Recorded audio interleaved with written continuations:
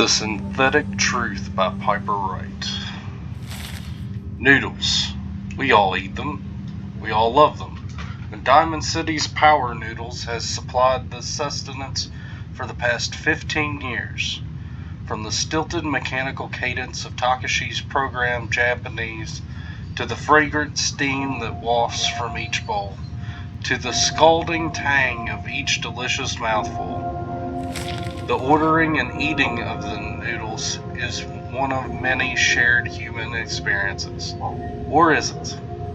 I was struck by this very question as I sat at the counter of Power Noodles last Wednesday night, just after 5 p.m., enjoying a dinner I had so many times before. That's when I noticed our very own mayor, McDonough, saddle up to a stool and engage in the very same ritual. Right hand extending, mouth opening, teeth chewing, yes, eating noodles. The shared experience of almost every Diamond City resident. So it must have also seemed that the residents of Diamond City, nearly 60 years ago, on an uncharacteristically warm May evening in 2229, as they sat around this very same counter, but that was before the days of Takashi and his noodles, when the bar served not noodles, but ice-cold Nuka-Colas, frothy beers, and stiff shots of whiskey. The barman's name was Henry, and that night he facilitated the shared human experiences of drinking, smoking, talking, and laughing. That is, until tragedy struck. There aren't many among us who are even old enough to remember that evening, although some of the city's school residents certainly could have, had they not been forcibly removed, thanks to Mayor McDonough's anti-ghoul decree of 2282. But there is one person among us who does remember, distinctly, the events of that evening. Respected matriarch Eustace Hawthorne, who recounted her story in Public Occurrences' exclusive interview. Oh, I was there, all right, sitting right at the bar, sure as you sitting in front of me now. 22 years old or so, and just looking to have a good time. I was safe behind the wall, we all were, so what was the harm? And let me tell you, that Mr. Carter made it easy. He came into town earlier that day, said he was from out west, somewhere. It didn't really matter.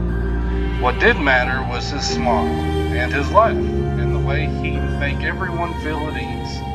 That night at the bar, we all sort of crowded around him. Everyone wanted to exchange a word, or to hear about the state of the Commonwealth, and Mr. Carter, he was all too happy to oblige.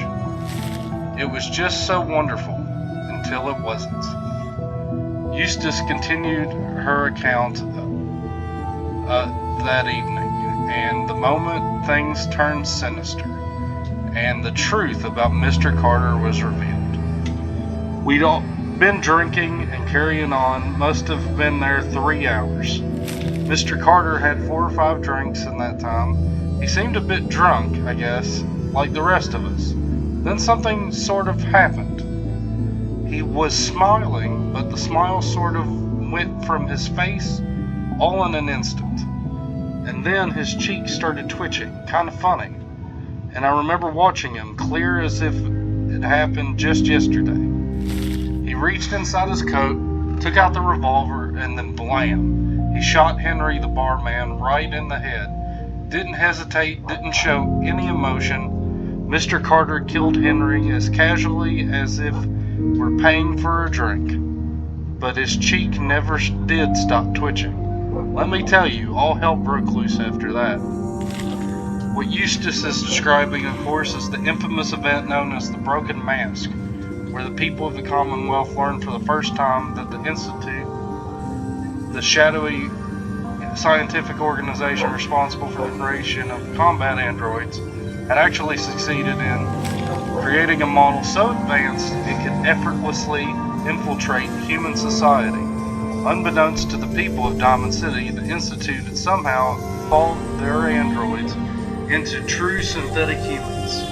Since, after he shot Henry that Mr. Carter shot 3 or 4 other people too. Like I said, all hell broke loose.